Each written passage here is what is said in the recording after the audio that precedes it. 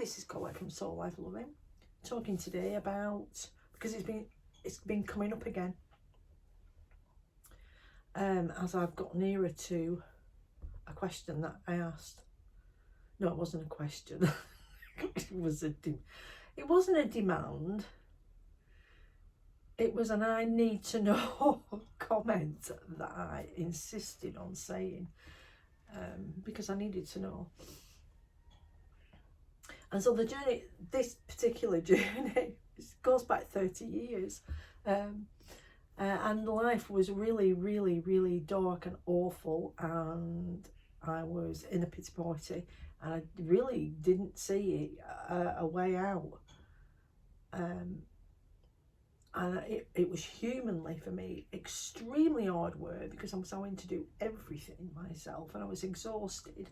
I was trying to get a way out.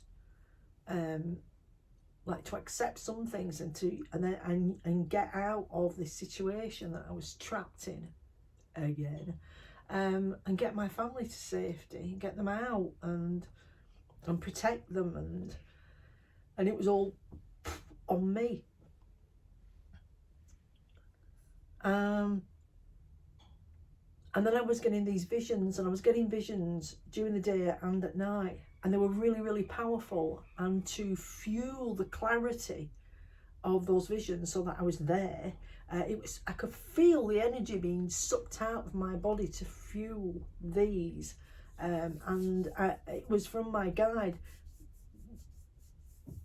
And in hindsight, lots of spirit, lots of light had to come in to help me get through this one. In hindsight, it was another trauma situation that had ended a timeline, and that's why I was so pulled to end a timeline, to my timeline, because their timeline, they were in that same boat and they ended it. It was ended. It was either ended by them, it was ended by others, and so I had to have that with mine, because they run parallel, and I had to make it happen. And so I was on the bed one day, curled up in a fetal position, sobbing, like dry sobbing, because I hadn't got any tears left, and just rocking and aching. And there was this flashing light, kept flashing like that, flashing, and it kept doing it, and it was distracting, and it was, what the fuck is that light? What the fuck is that light? And my guide said to me, it's the light at the end of the tunnel, Colette. Oh. And so the dry sobbing went from the pity party, I just can't go on, to, the relief of, because if that's the light at the end of the tunnel, I'm nearly through it. Because they put me in this tunnel to get to the mountain, because it was a safe passageway, but it was pitch black. I couldn't hear anything, I couldn't see anything, I couldn't feel anything. I was groping, I didn't know what I was doing in there. It was just on literally blind faith to get me through there. And I thought, I can do this. And then when I got out, it was like a barren forest, and in the tunnel, when that happened with the light, I identified myself because of the noise I made, and I could feel there was a pressure behind me, a dark pressure behind me, and I thought, I'm gonna have to get here quick, because they've clocked me now. It was I don't know if you've ever seen a forest that's been submerged, that used to be land, and then it was submerged in the sea, so it all died, and it rotted, but it left the stumps, and then whatever it was, ice or sea, receded, and the stumps, but the barrenness was left, but there was some life, plant life coming up through it, and plant life that had grown there when it was either ice or sea or not grown was there, and it was brownish and greenish and stumpy and like a wasteland of squodgy bits. So I was back again on blind faith because I didn't know where to put each footstep, and so I followed the path, and it was a path like holding shoulders, guiding through the pathways to safety. And there was a gate. I saw this big old gate, big knackered old rusty gate into the bottom of the mountain, and I was nearly there, and I was sort of like, because once I'm in there I know I'm safe. Once I'm in there, that's a protected zone and nothing can get at me. So I turned up at this door. I was such a dick. I turned up at this door and I'm hammering and banging on this door and shouting, let me in, let me in. Bang, bang, bang. And the door opened, and inside was my guide, which completely threw me because I thought my guide was with me. He was guiding me. Somebody was guiding me through. I thought it was him. No, he opens this door. He says to me, you can just open the door, Colette. It's your door into your mountain. You can just open the door. Oh. So I went in and I went in. And it was like a Stone Age classroom. I was totally not expecting what I saw. And there was stone benches, and it was in a semicircle. And I thought, oh, it's a classroom. It's a classroom, like a really ancient classroom. So I went and sat down there, and he said, this is your home, and you're safe here. Nothing can get to you. You can go out. And you can come back in. And for a few years after that, I would get up, I would go and sit in the classroom and meditate. And then I would go outside into the barren world. And then if I felt unsafe out there, I would just open the door and come back in really quick. And I'd be like, whew, I really like out there. And it was like, well, we got good views from the mountain, and for many, many years that was my home. And in between that home and my new home, which is on that river, there's been other situations where I've had to struggle through the trauma, and also that was it was my next home. This one that I'm on now is my next home. Everything that belonged to the timeline I was clearing was the mountain home. But then today I meditated, and because I've been asking, show me what to do next and show me what I need to see. And they've been at the forefront of everything. And I've thought, well, because I don't know, this is a brand new timeline, I don't know, I'm assimilating into it, and I'm not worrying about anything because what I need to know will come to me. I will see it, I will hear it. It's not, I don't have to rush to know everything. I can be as comfortable with the unknown as I am with the known in that area, and I'm at peace with that. It doesn't agitate me like it's always agitating me if I don't have a plan and I don't know what's coming and I don't know where all the connections and the format is. I'm on high anxiety and high alert because I need to see where the danger's come in, because I need to get in there first and shut that off.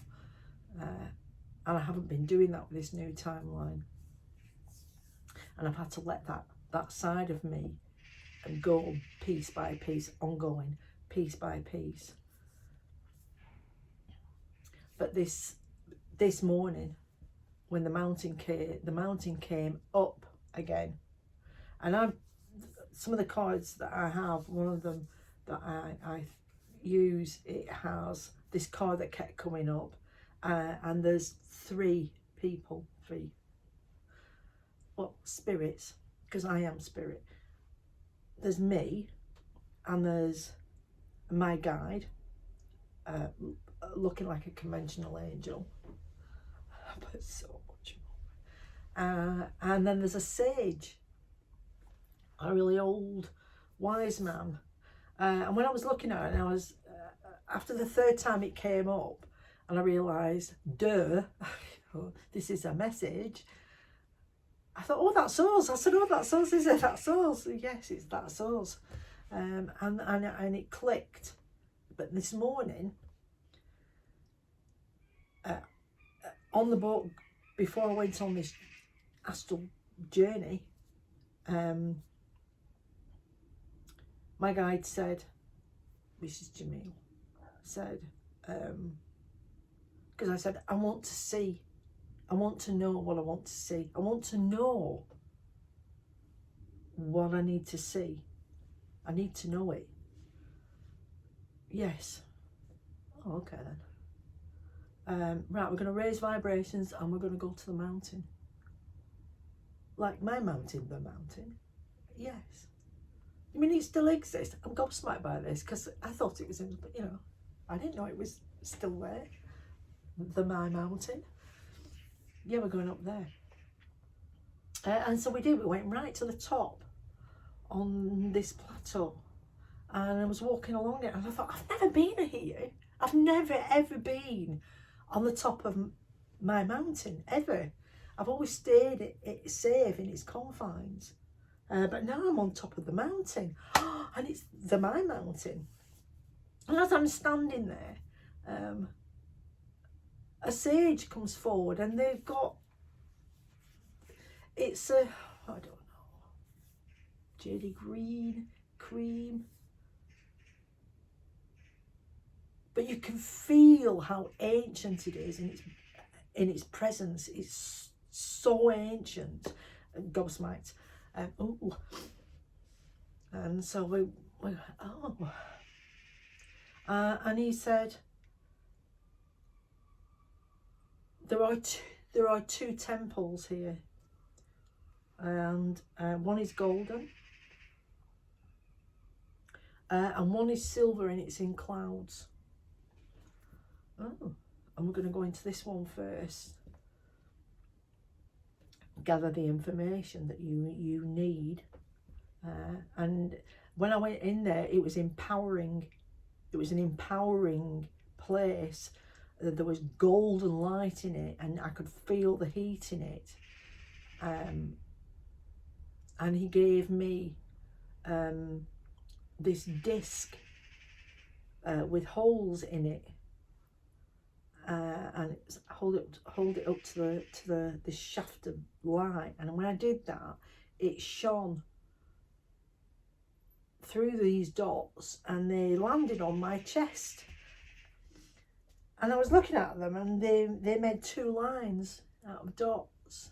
And I thought, oh, it's 11. It's 11. It's the number 11. Gosh.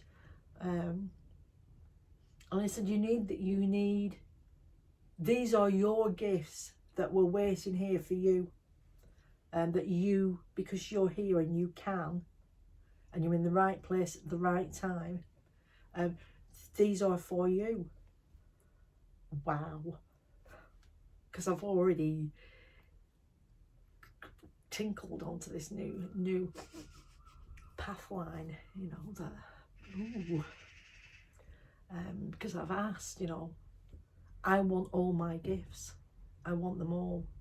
I have all these past gifts I have that have come through with me that I've added my spin on that from the way that my life has been. And now I want the other gifts. I want whatever gifts I have, so I can be the person that I'm meant to be, that I came here for me to be. Not the old timeline, this one for me. And it made me take the most enormous in-breath in it all.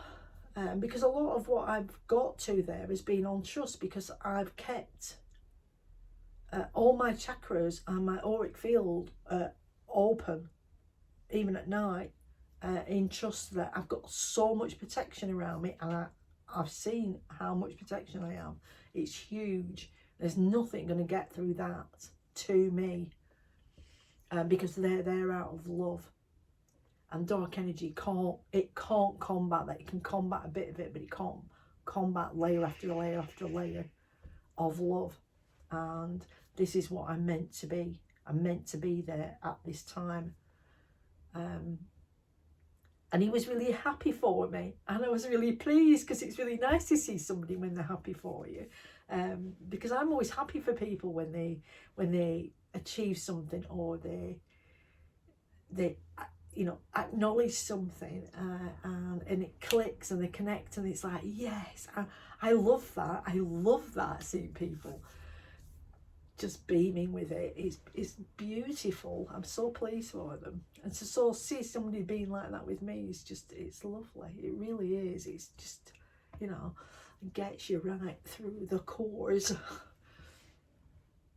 And then we came out of there and we went into the moon room, as I called it, the shrouded room, and it was really lovely and cool in there, and the light was really soft and silvery blue, and I thought, oh gosh, this is beautiful. What a beautiful room. And this is the unknown room. This is where you don't know anything, and you have to be just as happy and comfortable being in here as you do in the golden room, because there's nothing in here to fear. It's just a beautiful, beautiful place, and it's got an equal balance, and it can be either or a mix. It doesn't matter. It has to be loved just as much as the golden room.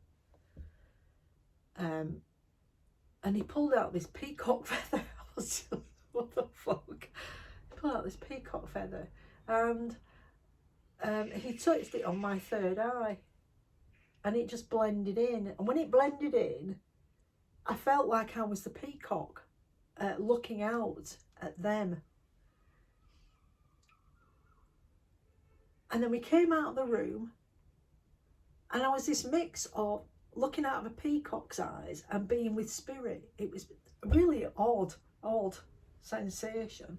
We came out, and in the middle between the two buildings was this like a little rondel with seats, and the light on it, half of it was in shadow and half of it was in sunlight. And I thought, God, that's beautiful. Isn't that beautiful that it can be like that?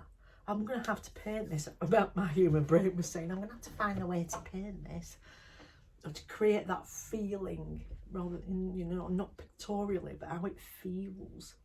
Because it was, oh, look at that. And we went on there, and we were sitting there, and he said, for you to see all, you have to be the eagle. You have to be up there so that you can see it all. Your head will be still and you can see everything. And I'm thinking, but I'm a peacock.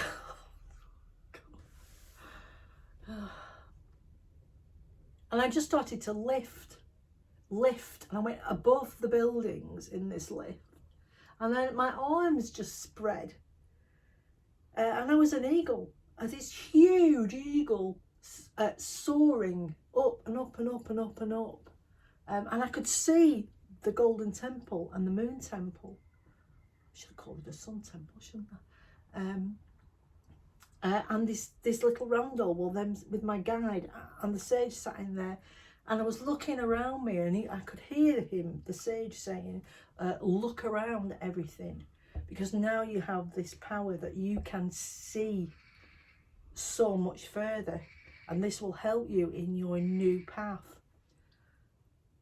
And you don't have to worry about whether you have that ability, or you could progress with that ability, because you already have that ability. This isn't something that you need to learn. This is something that you need to expand like the sky. And that will come in. The more that you can see, the more that you will know. Do you understand? Yes. What does this mean? It means I don't have to worry about whether or not I'm good enough, or whether or not I can do it, or whether or not it will have any meaning for the collective. I don't have to worry. No, there is no worry here. And I thought, oh. And I was just drifting off into this a beautiful, because it's lovely up there being a bird.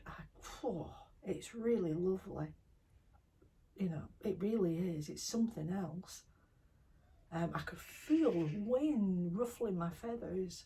It was beautiful. And then a massive, massive seagull landed on my studio roof. Thud! And I went, ugh! And my guide said, it's time to go back now. I was just like, oh no, I was enjoying myself. You have to come back now. And so we descended through the clouds, and I'm just so grateful to this sage for turning up and for doing that, and for being on top of my mountain, like I'm on the top of my mountain. Gobsmacked. So now I'm back on the boat, I'm resting, my human self is here and it's completely hyper. I'm going to have to take the dog out to walk slowly because my feet's really sore, but I need to just go and breathe some outside nature air. That's what I need. Nature air, no people, nature. So that is where I'm at.